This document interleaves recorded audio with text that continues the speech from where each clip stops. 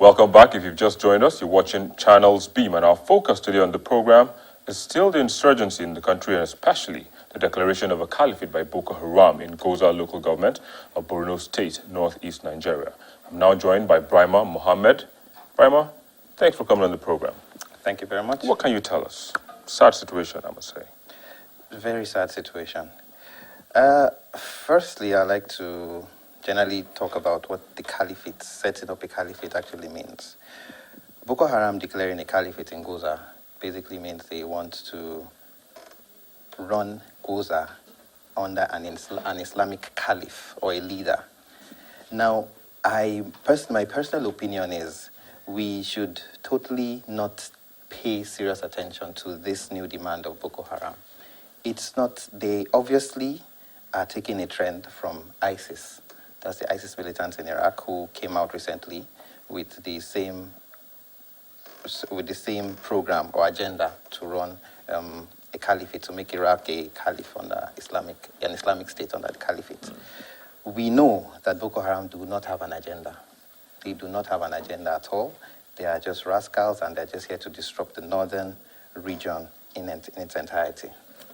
But talking about agenda, they've made the agenda clear. They want to Islamize northern Nigeria and even Nigeria, okay. By and large. Okay, let's start from the inception of Boko Haram. Let's start from the beginning. They first came out, they said they were Boko Haram, right? That is, Western education is prohibited. Initially, they would assume that they should start just focus on schools alone, bombing schools and stopping, students from going to school. But then they moved to churches, they started bombing churches. After a while, they moved to just general raping and killing of innocent, both Muslims and Christians. Now, this is, if you watch this pattern, you see that it's a helter-skelter pattern. They do not have a consistent agenda throughout the years of, evolving of Boko Haram. They've been evolving into different things. Now, if you say you want to have a caliphate, for example, you have to, you want to govern a state, an Islamic state. You want to govern a state. Now, you meet the people of the state, the Christians or the non-Muslims, so to speak, and you meet them and you say, okay, either join Islam or you die, probably. That's the way to go about it, and you convert them by force.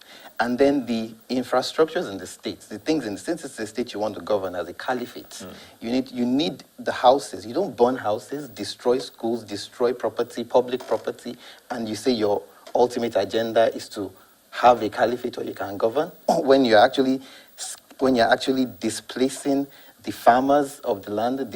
Over 80,000 farmers have been killed. They've displaced over how many? 3 to 4 million people. This is like the highest number of displaced people in history. And you're saying they have an ultimate agenda to run a caliphate. It's just something that sprung up. I'm telling you that the next thing again that comes up from maybe ISIS or something, they will come that this is our new agenda.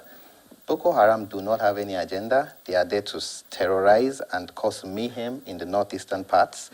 Their ultimate goal, I must say, can be of two things. One could be political, and two could be economical or financial. One, economical, okay, we all know the political implication of what they're doing in the northeast and how it's going to affect probably elections in 2015.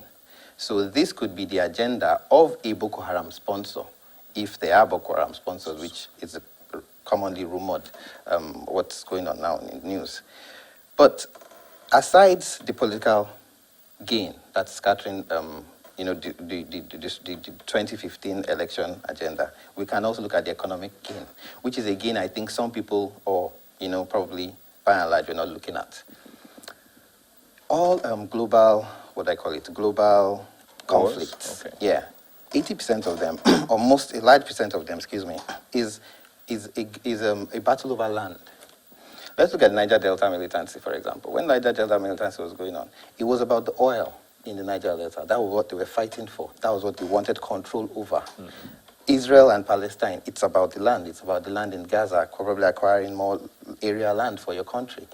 A lot of wars, even in Iraq, America war, with others, we all know they're trying to, it's either the oil, the resources in the land, or something. It's always about the land. Now, what is special about this land in I was going to ask. Exactly. It's a very rich and fertile farmland. Of these 3 million people that are displaced in the north now, a large number of them are farmers. Farmers is what they use. Their basic living, what they live on in the northeast is farming. Their land is very fertile for farming. So when you displace 80,000 farmers, when you displace 3 million people who they are farming, there's bare land, rich, fertile land now for farming in the northeast, and you just wonder, okay, what is going to happen next? Could this be the ultimate agenda? Could this be the ultimate reason for, the insurgency in the north? But like I said, proposing the Caliphate thing, coming 1 month after ISIS has done it, I strongly do not think we should pay too much attention to it. All right, so just moving forward now, looking at the fact that the military constitutionally are obliged to protect our territory, and we had a situation where they had to flee to or tactically maneuver into Cameroon. I mean, they're supposed to stand and fight, but they tactically maneuvered. What do you think could be behind this tactical maneuver? By our military. By our military. You see, it's unfortunate that we still getting the clear picture from our military.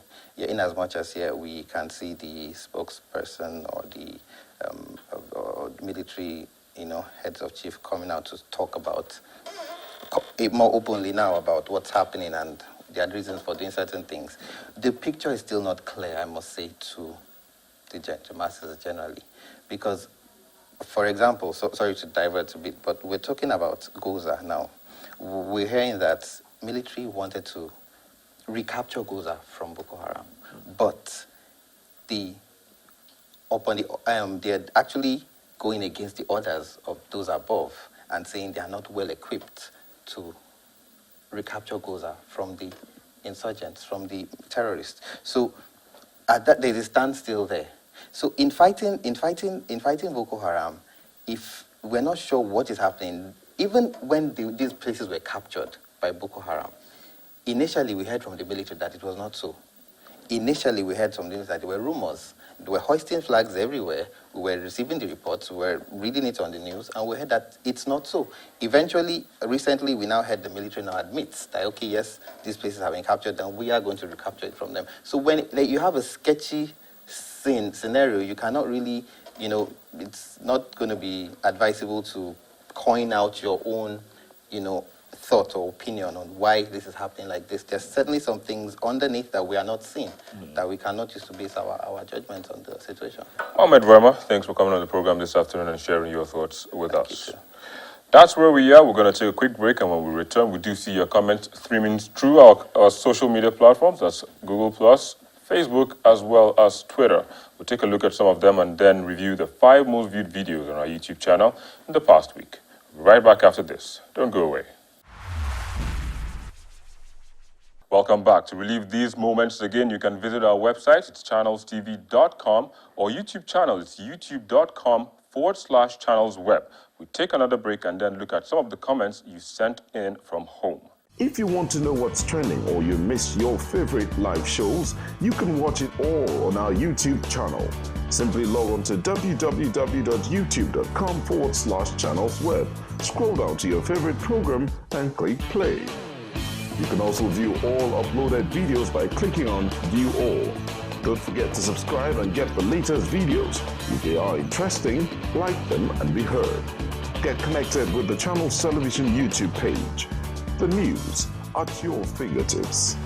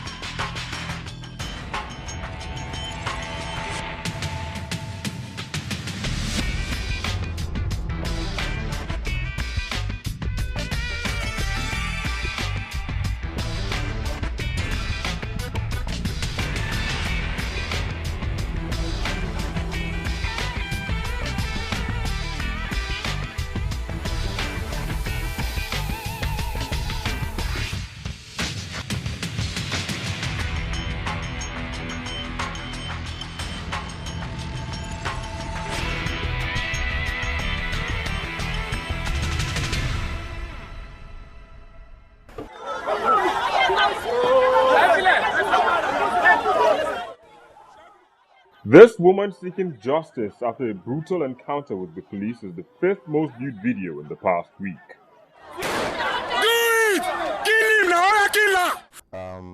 To say that Alex Akubo telling African movie producers on Rubbing Minds how ready he is to grace the African cinemas comes in at number 4.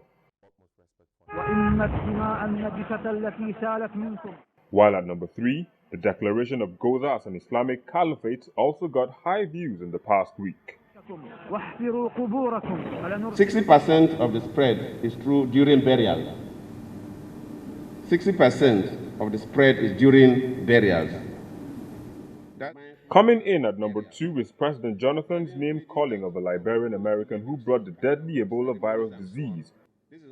Sawyer that brought this Ebola to Nigeria also contacted it because the sister had Ebola and he went for the burial and participated in a way that he became a suspect.